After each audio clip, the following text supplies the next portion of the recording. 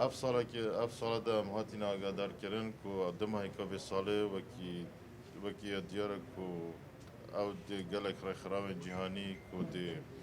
پشتوانی و اداری و معنوی ده بکشنه و افر کمپیت هنده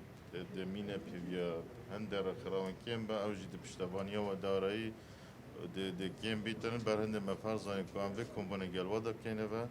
de em diyarken bu hemî dezgah ku barê xirawa jî ku bi gengeşê gelwa dakin ku hişta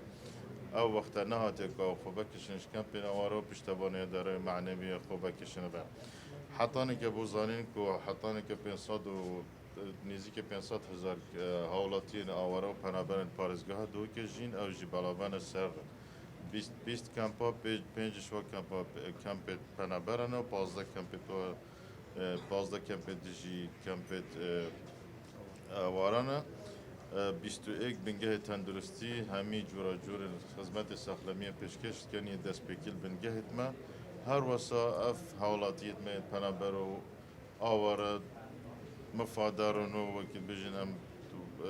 هفت پشکین همی خدمت خوی ساخلمی نخوشخانت ما کجماره که مازن حتی نکه که همشین بجن رجا سی حتی 40 صدی کو او سردان نخوشخانت مت کردن همی دزگیر ساخلمیت کردن جبلی او بنگه تندرستی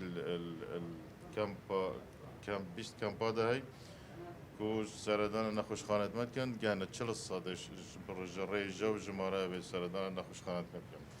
اما بهنده کو ام زانین کو هكا هاتو افرخ خراوا كو حطانك پشتبانية دارایی معنوی كده صدان هزار دلار كو امشيانا تقل ودا بيك بهم هنگي كار بكن كو خدمت سخلمي پشکشی حالاتين پنابر آوارا بكن